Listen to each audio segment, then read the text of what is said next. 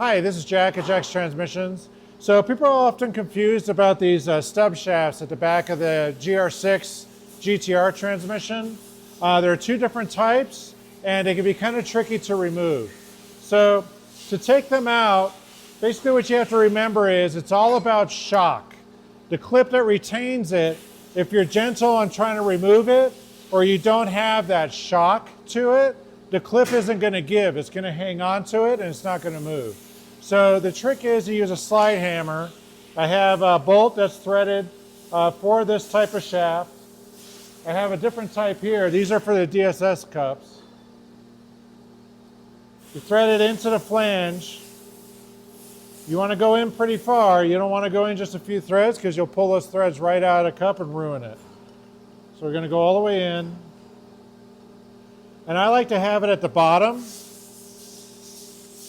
Hang on to it, just give it a quick little tap, and it comes right out. That shock, you see the clip here, that's a retaining clip. So this is a 2015 and higher stub shaft. So 2015 plus has a retaining clip on the stub shaft itself. The early ones, the 2014s or older, do not have the clip on the stub shaft. The clip is actually in the diff itself. So if you pull it out and you don't see a clip on here, don't put one on there and try to cram it back in there because the clip is already inside the diff. So that's the only difference. 14 or older have no clip here. The retaining clip is in the diff. 15 or later have the clip on the stub shaft itself. So when you replace these and you add these DSS axles to it, this area here is of course not the same. You have to replace the output seal with it. Don't just put these in there with the old seal. It's going to leak. It will leak constantly and it might actually leak so badly you could run out of oil in your rear diff. Replace the output seals with these stub shafts. And to put them in, what I like to do is take some red and tacky.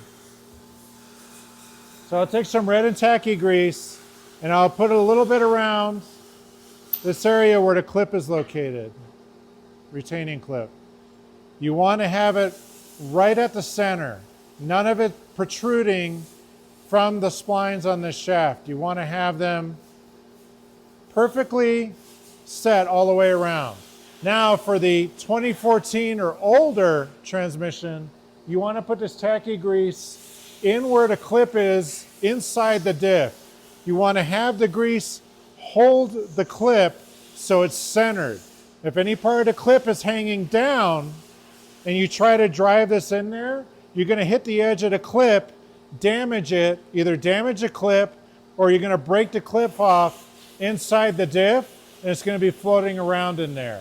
You're using the grease to hold the clip centered inside the diff. So that's very important in the 2014 or older units to have the clip in the diff. You absolutely have to use grease and have it perfectly centered in there before you drive the axle in there.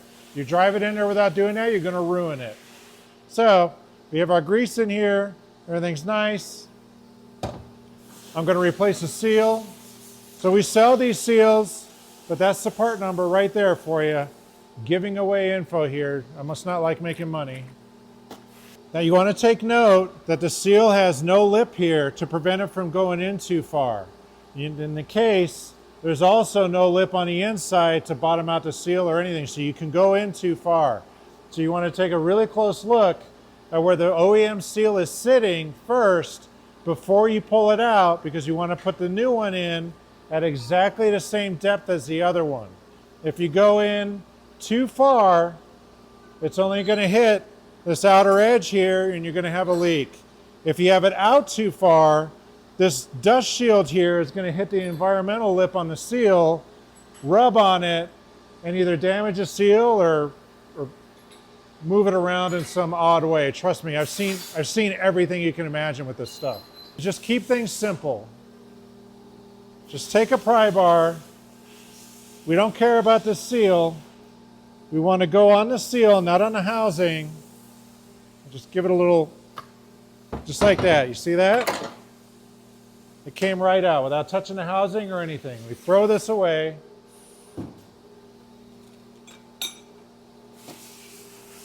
Make sure the surface is nice and clean. Grab our new seal. So what I like to do just in case, because you don't know who's been in here before, they could have scratched it or something, is I'll take a little bit of sealant. I'll just put some of it on my finger.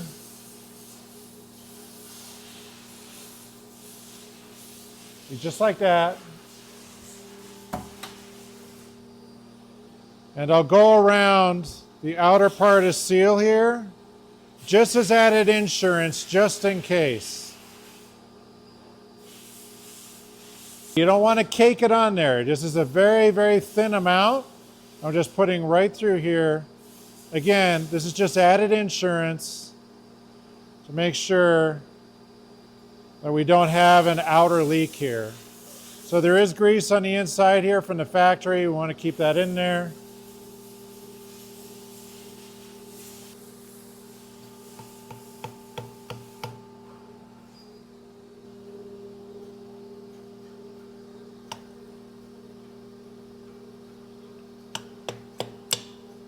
So the way I have it in here now is perfect. We're good to go. It already has grease on it. This has some oil from before on it. We're all good to go. Again, we have the tacky grease on the clip here to hold it centered.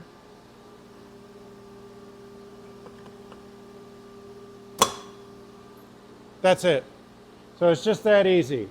So same thing for the other side. Make sure you put a new seal in there. Make sure you grease the clip. You're good to go.